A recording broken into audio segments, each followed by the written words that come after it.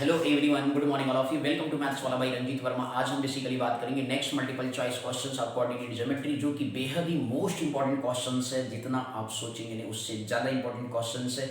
इसलिए ये मतलब इस पैटर्न पर 100% श्योर एक क्वेश्चन आएगा।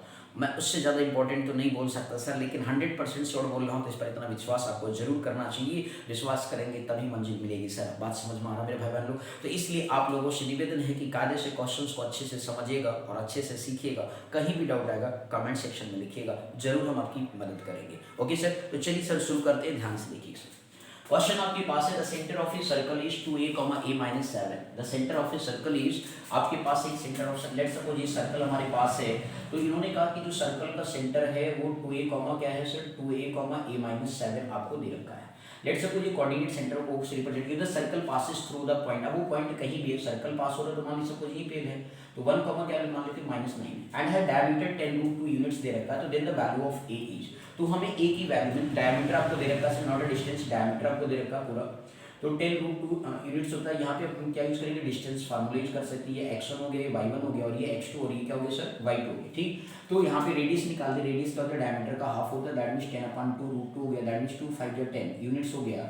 तो इस तरीके से आप देख सकते हो क्या आ गया सर, 5√2 यूनिट्स आपके पास क्या आ गया सर, रेडियस आ गया। ठीक है, दैट मींस OA आ गया सर, क्या आ गया सर, OA। क्लियर, इसको ये पढ़ना। ठीक है, अब यहाँ पे रेडियस आ गया, तो डिस्टेंस फार्मूला आपने पढ़ा था सर जी, क्या पढ़ा था प्रीवियस वीडियो में हमने सिखाया भी था। रूट में क्या, x2 - x1 का whole square plus y2 - y1 का होल स्क्वायर होता है। यही कॉन्सेप्ट आप यहाँ पे यूज करिए। तो डिस्टेंस आपके पास आ गया, दैट मींस OA का स्क्वायर क्या हो जाएगा सर, x2 - x1 का होल स्क्वायर प्लस हमने क्या लिखा सर, y2 - y1 का होल स्क्वायर।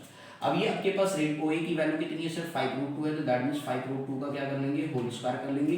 x2 - x1 देखिए जरा सर, 1 - 2a हो जाएगा सर, कितना हो जाएगा सर, 1 - 2a का होल स्क्वायर हो जाएगा। इसके बाद y2 देखिए -9 है, और माइनस क्या है सर, ध्यान दीजिएगा सर, माइनस क्या हो गया सर, 9 हो गया माइनस, यहाँ a - 7 है सर, तो -a और प्लस कितना हो जाएगा, 7 का होल स्क्वायर हो जाएगा। इस तरीके से कुछ आपको वैल्यू ऑब्टेन्ड होगी। ठीक है, अब मेरे भाई 5 का स्क्वायर करोगे तो कितना आएगा, 25 आएगा, √2 का करोगे तो 2 हो जाएगा सर। ठीक, a - b का होल स्क्वायर, तो 1 + 4a स्क्वायर हो गया, -2 2 कितना होता है, 4a हो जाएगा। ठीक है सर, इसी तरीके से हम माइनस पहले तो ये सॉल्व करना पड़ेगा, 7 में से 9 तो -a हो गया, -9 में से 7 गया तो -2 का होल स्क्वायर आएगा सर। क्लियर, अब इस तरीके से ये आपका 50 हो गया, इधर आपका 1 + 4a का स्क्वायर -4a हो गया, और ये आपका a स्क्वायर प्लस 4a बनेगा, 4 बनेगा, और प्लस 4a, क्योंकि यहाँ पे minus minus plus a + b का होल स्क्वायर से ब्रेक होगा, तो -4a से +4a क्या होगा, कैंसिल हो गया। 4 + 1 कितना हो गया, 5, तो 50 माइनस कितना हो गया सर, 4 इधर आ गया, 4 + 1 कितना होता है सर, 5 होता है, सॉरी 5 होता है। और यहाँ पे देखिए 4a square plus a square, that means 5a square आ गया सर। इस तरीके से आपका मतलब 5a स्क्वायर इक्वल टू कितना आ गया सर, 45 आ गया सर। अब यहाँ पे आप इसे सॉल्व करें तो a स्क्वायर इक्वल टू कितना आ गया सर, 45/5 हो गया, 5 9 जा, तो a स्क्वायर इक्वल टू 9 आ गया, दैट मींस क्या हो गया सर, a बराबर क्या हो जाएगा, प्लस माइनस स्क्वायर रूट लेंगे तो +-3 आ जाएगा। ठीक है ना सर, कितना आ जाएगा, +-3। तो ऑप्शन यहाँ देखिए 9 है, -√3 +√3, D option is the right answer है, +-3। ठीक है ना सर जी, तो ये ऑप्शन आपके पास आ गया। ए कोऑर्डिनेट कुछ भी हो सकता है, क्लियर हो गया सर जी, पॉजिटिव भी हो सकता है और नेगेटिव भी हो सकता है, क्लियर, क्योंकि कोऑर्डिनेट नॉट, ठीक है, बात समझ में आ गई, नॉट डिस्टेंस। ठीक, इस तरीके से कहने का मतलब अब नेगेटिव डायरेक्शन में भी एक्स हो सकता है, पॉजिटिव डायरेक्शन में भी हो सकता है, इसलिए नेगेटिव लिया जा रहा है सर। क्लियर है, तो ये क्वेश्चन देख रहे थे, काफी बेहद इंटरेस्टिंग क्वेश्चन था, ध्यान से आपने सोल्यूशन देखा, क्लियर, तो ऑप्शन पर टिक लग गया सर। आज ये नेक्स्ट क्वेश्चन की तरफ फर्दर मूव करते हैं। क्वेश्चन नंबर 7 में बात करेंगे, बड़ा ही अच्छा क्वेश्चन है। लिखा if a3, and b 0, and c3, k are the vertices of an equilateral triangle ABC। अब सर आपने क्या किया सर, ABC इक्विलेटरल ट्रायंगल को फॉर्म कर लिया, a b एंड c। अब इस तरीके से आपके पास क्या सर 3, क्या सर √3 दिया गया है, और ये आपके पास क्या सर 0, दे रखा है, और c जो है 3, क्या दे रखा है, k दे रखा है। अब इन्होंने कहा कि vertices of the equilateral triangle बोला है सर। अब देखिए सर, इन्होंने कहा then the value of k बताओ सर। आपको पता है कि जो इक्विलेटरल ट्रायंगल होता है उसके ईच साइड क्या होते हैं, आपस में इक्वल होते हैं सर। यदि ईच साइड इक्वल होती है तो आपको कुछ ज्यादा नया करने की जरूरत नहीं, बस आप क्या करें, AB और BC को आपस में क्या कर देंगे sir, equal, distance formula use कर लेते हैं। तो यहाँ पे बेसिकली क्या, इक्विलेटरल ट्रायंगल के कॉन्सेप्ट से देखा जाए AB बराबर BC बराबर क्या होता है सर, C है, तो दो डिस्टेंस को इक्वेट कर देते हैं, ठीक है, और सॉल्व कर लेते हैं। के लिए स्क्वायरिंग बोथ साइड कर दीजिए, जैसे डिस्टेंस फार्मूला रूट रिमूव हो जाएगा, तो AB का स्क्वायर इक्वल टू क्या कर दिया सर, B स्क्वायर, तो स्क्वायरिंग हमने क्या कर दिया सर, बोथ साइड का, जिससे रूट रिमूव हो जाए। अब सर फार्मूला लगा लीजिए, ये x2 BC AB मतलब यहाँ से पॉइंट x2 y2 हो गया, और ये x1 y1 हो गया, तो इस तरीके से 0 माइनस क्या हो गया मेरे भाई लोग 3 का स्क्वायर हो गया। इसके बाद 0 माइनस क्या हो गया सर रूट 3 का होल स्क्वायर हो गया सर। अब यहाँ पे जरा देखिए BC का स्क्वायर देखेंगे तो B से C सेकंड पॉइंट मतलब वो x2 y2 हो गया, फर्स्ट पॉइंट हो गया x1 y1 हो गया। तो इस तरीके से आपके पास क्या गया 3 माइनस 0 का होल स्क्वायर हो गया प्लस k माइनस 0 का होल स्क्वायर हो गया। अब 0 माइनस 3 का स्क्वायर कितना होता है सर 9 होता है। 0 माइनस रूट 3 का स्क्वायर माइनस रूट 3 मतलब प्लस हो जाएगा तो 3 हो गया। इस तरीके से 3 का स्क्वायर कितना हो गया 9 हो गया सर जी। यहाँ पे k का स्क्वायर आ गया सर, 9 से 9 क्या हो गया कैंसिल हो गया तो 3 बराबर क्या आ गया सर k स्क्वायर आ गया। यहाँ से स्क्वायर रूट लेंगे तो k बराबर क्या आएगा प्लस माइनस रूट 3 आएगा सर, ये आप यहाँ पे देख सकते हो। अब बात है सर ऑप्शन में देखिए प्लस रूट 3 तो दिख नहीं रहा है, माइनस रूट 3 देगा, दैट मींस सी ऑप्शन को टेक करेंगे। क्लियर हो गया कि नहीं? तो सी क्या है माइनस रूट 3 यहाँ पे वैल्यू टेक किया जाए। यदि प्लस रूट 3 भी ऑप्शन में होता है तो प्लस माइनस दोनों होता है तो वो टिक लगाती है, ना कि केवल इंडिविजुअल माइनस पे लगाते हैं। ठीक है ना सर जी? तो यहाँ पे माइनस रूट 3 मैच कर रहा है तो केवल option C is the right answer होगा सर। बोलो आया समझ में? नहीं तो इस तरीके से ये बेसिकली क्वेश्चंस की क्या करते हैं सर सॉल्विंग करते हैं मेरे भाई बहन लोग। ये बहुत ही इंटरेस्टिंग क्वेश्चंस थे, ध्यान से देखते रहिए। सारे क्वेश्चंस बहुत ही बेहद इंपॉर्टेंट कॉन्सेप्ट हैं, बस आप बारीकी से देखते रहिए सर। क्लियर हो गया? अगले क्वेश्चन की तरफ फर्दर मूव करते हैं, ध्यान से देखिएगा और अच्छे से समझिएगा क्वेश्चंस को, परेशान बिल्कुल आप नहीं होंगे सर, बस आप देखते चलिए। अगला क्वेश्चन की तरफ फर्दर मूव करें तो आप ध्यान से देखिए, अगला क्वेश्चन काफी इंटरेस्टिंग है। लिखा हुआ है sir ji ABCD is a rectangle. ध्यान दीजिएगा सर, आपने क्या किया सर एक रेक्टेंगल बना लिया बड़ा सा सुंदर सा। ठीक है भाई, ABCD इज इन्होंने बोला रेक्टेंगल। ठीक है भाई, ABCD जो हमने रेक्टेंगल लिख लिया, इन्होंने कहा हुज वर्टाइसेस आर बोला सर 4 कॉमा क्या लिखा है सर 3 बोला है, फिर बोला है 4,1 एंड लास्ट ये आपका 0,1 दे रखा है। The length of its diagonal. अब भाई लेंथ ऑफ डायगोनल तो आप जानते हो कि रेक्टेंगल क्या होता है सर जी, जो डायगोनल होता है वो हाइपोटेनस होता है। क्या होता है सर जी? डायगोनल जो होता है वो हाइपोटेनस होता है। तो इस तरीके से आपको लेंथ AC फाइंड आउट करना, मतलब लेंथ ऑफ AC या length of diagonal find out करना सर जी। बोलो क्लियर हो गया? तो लेंथ ऑफ डायगोनल D और यहाँ पे क्या हो जाएगा सर AC, तो हाइपोटेनस ये हो जाता है सर, ये परपेंडिकुलर मान लो, ये बेस मान लो। ठीक है ना भाई? क्योंकि आपके देखे होंगे कि जो ईच एंगल जो होता है रेक्टेंगल का वो 90 डिग्री होता है, that means right angle triangle form करता है। तो AC जो है डायगोनल जो लेंथ होगा वो हाइपोटेनस की तरह बिहेव करेगा।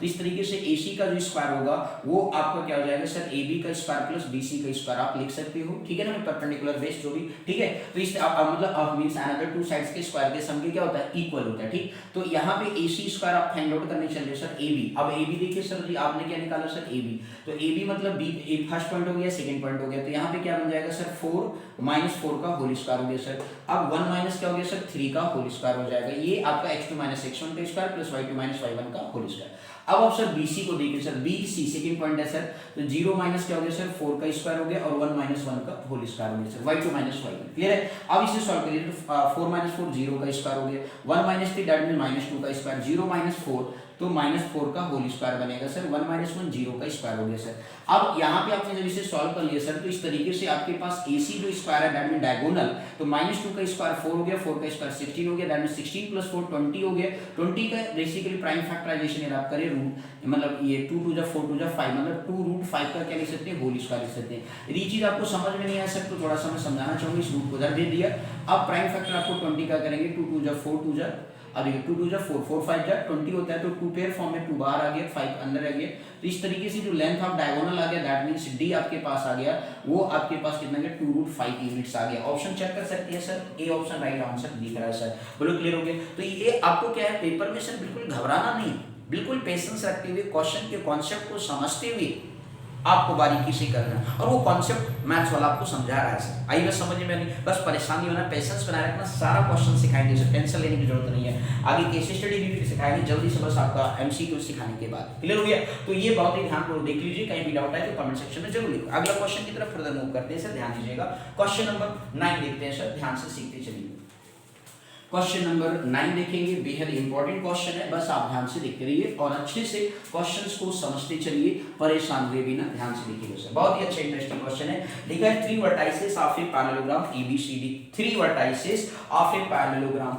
अब इस तरीके से कुछ पैरेललोग्राम आपने पढ़ा है सर, लेट्स सपोज ABCD मान लेते हैं पैरेललोग्राम है सर। अब इन्होंने कहा कि ए के कोऑर्डिनेट क्या सर 1,4 है, बी के कोऑर्डिनेट -2,3 दे रखा है, सी के कोऑर्डिनेट क्या दे रखा है 5,8 दे रखा है। अब इसके बाद इन्होंने कहा कि then ordinate of the fourth vertex, मतलब ऑर्डिनेट बताना, मतलब ये फोर वर्टेक्स इसका x1, y1 मान लेते हैं फिलहाल के लिए, हमें इसकी वैल्यू बताना। ऑर्डिनेट इसे कहते हैं, ये आपका एब्सिसा कहलाता है सर, ये भी आपको ध्यान रखना, ये एब्सिसा कहलाता है और ये ऑर्डिनेट कहलाता है सर, ठीक है ना। तो y जो कोऑर्डिनेट होता है दैट इज कॉल्ड ऑर्डिनेट, ठीक। तो हमें y1 निकालना है, क्लियर हो गई।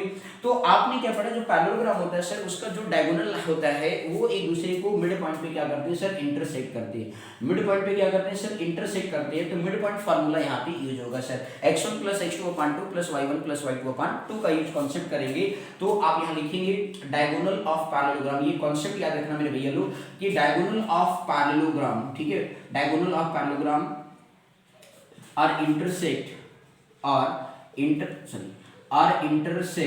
Eight mid point. Intersect at क्या लिखेंगे सर, मिड पॉइंट आप यहाँ पे राइट डाउन करेंगे, ये बात आपको ध्यान रखना है। तो इस तरीके से क्या होगा, दैट मींस आप लिख सकते हो कि जो AC का मिड पॉइंट होगा, ठीक है, AC का मिड पॉइंट मतलब मिड पॉइंट ऑफ AC ऐसे लिख सकते हैं। इसका मीनिंग क्या हो गया, mid point of AC equal to mid point of BD। क्या लिखेंगे, mid point of AC equal to mid point of BD, ये कॉन्सेप्ट यूज करेंगे। क्लियर हो गया, इसका मीनिंग ये होता है सर, ठीक है। अब इस तरीके से मिड पॉइंट ऑफ AC की बात करें तो 1 + AC मतलब 1 प्लस क्या हो गया 5/2 हो गया सर, कॉमा करेंगे x1 + x2/2 y1, तो y1 + y2 क्या किया सर 2 कर लिया, क्लियर हो गया। इसी तरीके से मिड पॉइंट ऑफ BD करेंगे सर, देखिए सर x1 माइनस क्या हो जाएगा -2 प्लस क्या हो जाएगा सर x1 अपान कितना हो गया 2 हो गया। इसके बाद 3 प्लस क्या हो गया y1 अपान कितना आ गया सर 2 आ गया, क्लियर हो गया भैया। ये मिड पॉइंट कॉन्सेप्ट का फार्मूला हमने क्या किया, यूज कर लिया सर। बोलो आया समझ में आने, 1x1 + x2/2 y1 + y2/2 x1 + x2/2 y1 + y2/2। यहाँ पे हमें क्या चाहिए सर, ऑर्डिनेट चाहिए। तो y का जो कोऑर्डिनेट है उसको कंपेयर कर लेंगे सर, ठीक है ना। y के कोऑर्डिनेट को क्या किया सर हमने कंपेयर कर लिया, तो 4 + 8 कितना होता है सर 12/2 आ गया।